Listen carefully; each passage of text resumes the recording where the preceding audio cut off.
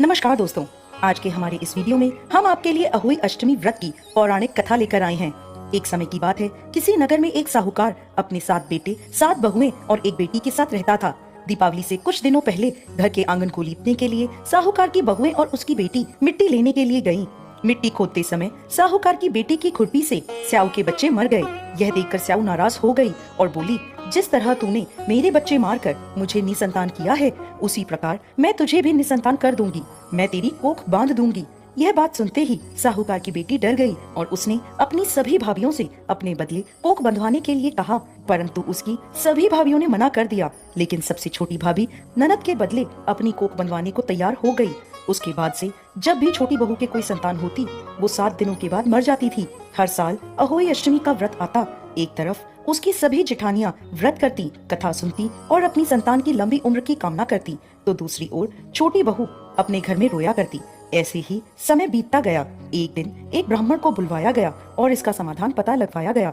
तो वह ब्राह्मण बोले कि इस श्राप से मुक्ति के लिए तुम्हें सुरई गाय की सेवा करनी होगी। सुरई गाय स्याऊ की सहेली है। उसके कहने पर यदि स्याऊ तुम्हारी कोख छोड़ दे तो तुम्हारे बच्चे जी जाएंगे। यह सुनकर छोटी बहू ने अगले ही दिन से सुरई गाय की सेवा करना शुरू कर दिया। वह प्रतिदिन सुबह तड़के उठकर उसका गोबर आदि साफ कर देती, उसे चारा डाल देती और साफ पानी भर दिया करती थी।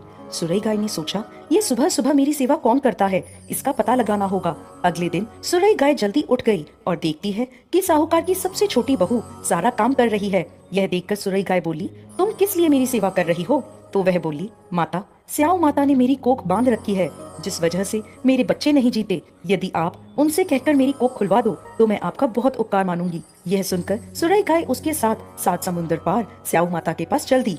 रास्ते में थक हार कर वो दोनों एक पेड़ की छांव में बैठ गए। जिस पेड़ के नीचे वो दोनों बैठे थे, उस पेड़ के ऊपर गरुड़ पंखनी का घोंसला था, जिसमें उसके छोटे छोटे बच्चे थे। थोड़ी देर में साहूकार की छोटी बहू ने देखा कि वहाँ एक सांप उन बच्चों को खाने के लिए आया है। यह देखकर छोटी बहू ने उस सांप को मार डाला। जब गरुड़ पंखनी वहाँ आई तो उसने पेड़ के आसपास रक्त देखा, जिसे देखकर उसे लगा कि इसने मेरे बच्चों को मार दिया है। वो अपनी चोट से साहूकार की छोटी बहू को मारने लगी। तब वह बोली, मैंने तुम्हारे बच्चों को सांप से बचाया और तुम मुझे ही मार रही हो। ये सुनकर गरुड़ पंखनी खुश हो गई और बोली, तुम जो चाहे मुझसे वर मांग लो। तब छोटी बहू बोली, बहन, 7 समुद्र पार स्याऊ माता रहती है, तुम हमें वहाँ तक पहुँचा दो।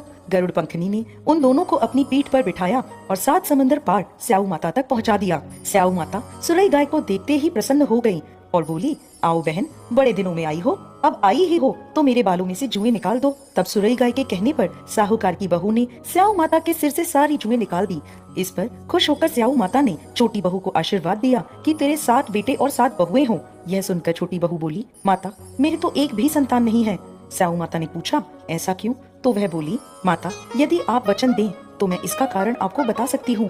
स्याऊ माता ने उसे वचन दे दिया। स्याऊ माता को वचनबद्ध करने के बाद छोटी बहू बोली, माता, मेरी कोख आपके पास बंधी है, उसे खोल दें। यह सुनते ही स्याऊ माता बोली, अरे मैं तो तेरी बातों में आकर धोखा खा गई, तूने तो मुझे ठग लिया।